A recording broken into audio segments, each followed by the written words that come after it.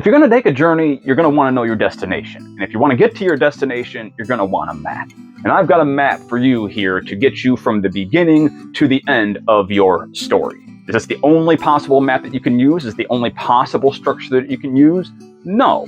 But when I talk about mapping, mapping is just a guide to get you from point A to point Z, to get you from the beginning to the end of your story, and allows you to build upon it in the future to turn it into something publication worthy. So many different structures that you can go on, so many different ways you can map your story. Here, I've pulled this little segment from one of my members only videos, and it is going to show you step by step how to plot out a story from beat 1 to beat 15 or whatever it happens to be, however many beats you want to go on. And it's going to give you some techniques and tips for how to think about it while you're doing that, so that when you get to drafting, your drafting goes much quicker and your story is stronger for it.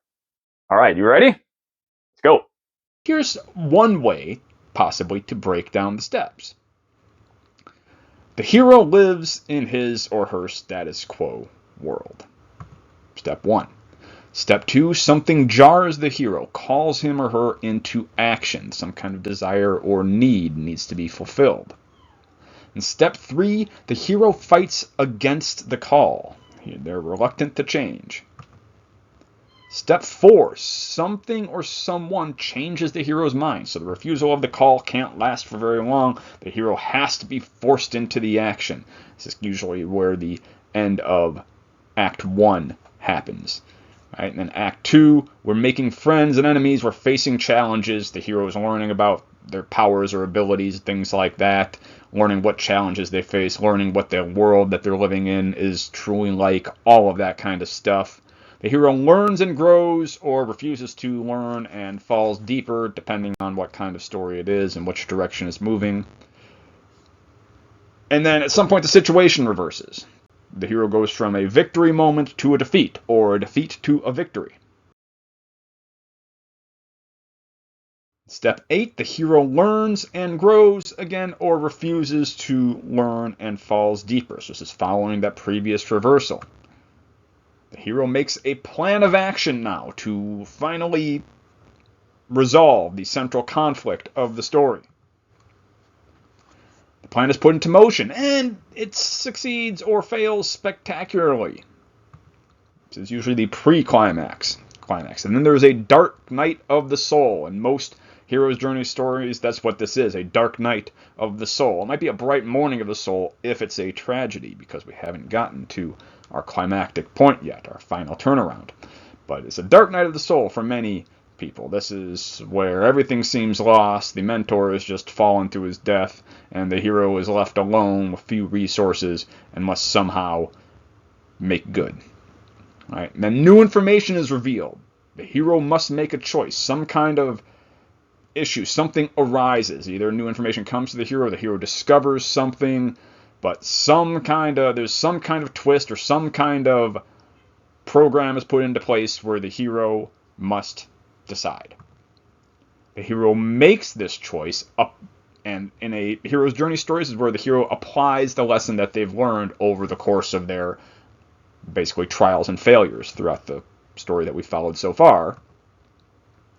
And then the hero faces the final test. There's the climactic conflict, which then resolves itself. The external situation resolves, the hero completes his or her external change, and everything wraps up. Is this the only structure a story can go? No, of course not. Does every story need to hit all 15 of these beats? No, of course not. This is not exactly the same as the 15-beat Save the Cat beat sheet that Blake Snyder gives you, but I kind of created this one on my own. The important things to remember for these steps of story is that there's not a straight road. The hero's journey is never a straight upward line. Victories are followed by short-lived celebrations immediately preceding larger defeats. Defeats lead to despair, followed by self-examination and growth. All characters make mistakes, the hero especially, and the greater the triumph, the greater the price paid for it. That roller coaster is crucial to story, going from win to loss to win to loss with continually escalating stakes, continually escalating tension. That's how you keep your reader reading, you keep your reader invested, wanting to continue and knowing what happens next and next and next. They're going to get overwhelmed if you just continually make things worse every single time, but they're going to get bored if you don't ever make things worse. You don't ever create a challenge for the hero. So you want to not, and the hero doesn't want to be continually solving the same challenge. That challenge should get worse and worse, so the hero has to grow. Again, the greater the triumph, the greater the price paid. So the hero should be making greater triumphs, greater defeats, greater triumphs, greater defeats at each moment, back to back to back, on the way up until that climactic moment, which should be the greatest triumph or defeat for the hero, which should follow on the hero's previous greatest triumph or defeat, flipping back from one to the other to the other. Stakes rise as the journey continues until they reach their peak at the climactic confrontation, as I was just saying. This is what you really need to keep in mind about story structure. Now, you don't need to remember the exact beats. You don't need to know exactly what everything's called. You don't need to plug everything into the right point necessarily. But you should be continually escalating the stakes, escalating the tension, but also switching the energy from positive to negative and back with your scenes. This is what's going to keep reader interest and keep their investment. So let's plan your route now. This should take you from the introduction to the resolution of your core conflict, the core conflict of your story. So the inciting incident is going to spark off your story's core conflict. You can just jot down your thoughts on what this is going to be at this point. You can do that 15 beats that I laid out before. You can do just a simple 3-act, 1 sentence per act thing, 1 or 2 sentences per act, however you want to plan this out. But think about it. The inciting incident sparks off the story's core conflict. The climax resolves that core conflict for good or ill.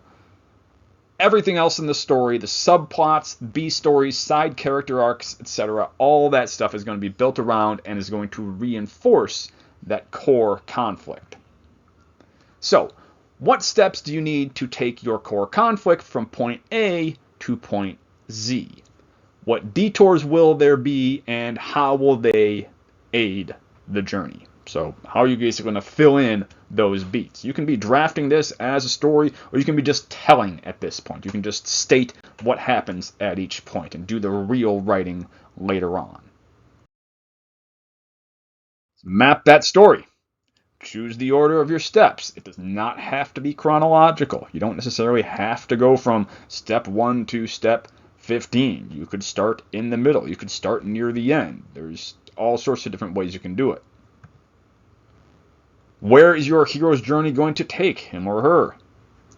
Who's going to aid the hero? Who's going to oppose her? How is she going to meet those people, those allies and enemies, those rivals, those foil characters? What obstacles and details is the hero going to encounter along the way? What obstacles and detours, I should say, and how is the hero going to adapt to and learn from those obstacles and detours? How is she going to change as the stakes rise? Oftentimes the hero might be changing for the better, but it will often have a change for the worse prior to their final transformation. So how are we going to plot that out? How is that going to work? And what price is the hero going to pay for the change? What is it going to cost them? If there's no cost, if there's no consequences, the story has very little impact and leaves very little for the reader to chew on, which makes it less memorable and less of a powerful story. So there needs to be some kind of price, some kind of stakes, some kind of consequence for what the hero does. My suggestion, and you can try this out and see if it works for you, is to map it backwards. So instead of starting at the very beginning and seeing where you're going to go from there, start at your destination, your resolution. How does your hero succeed or fail? And how does your hero change?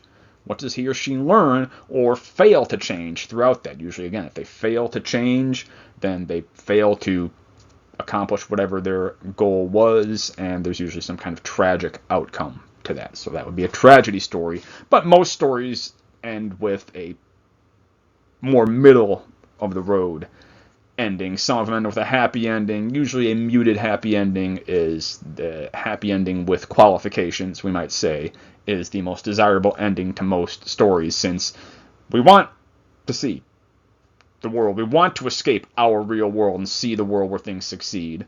Not always the case, obviously. We don't necessarily want that in horror or things like that, but we want to see that. But at the same time, we want to believe it as well. And it's hard to believe a fairy tale happy ending. So, how does your hero succeed or fail? How does your hero change or not over the course of the story? What has to happen right before that ending to cause that change? What is the final shift, the climax of the story? What has to happen right before the climax to bring that final confrontation about? And then continue working backwards through your steps all the way till you get to the hero in their status quo world with not a care to be seen. So that was just one possible map that you could make to build your story from beginning to end. There are so many others, but really it's up to you how you're going to construct your map, what kind of map you're going to construct. And obviously that one was for a longer story. That was for a novella or a novel or a screenplay, a complete story, we might say, as opposed to a short story. A longer short story could possibly fit that structure as well. But any shorter short stories, you're probably going to have to cut bits out of that.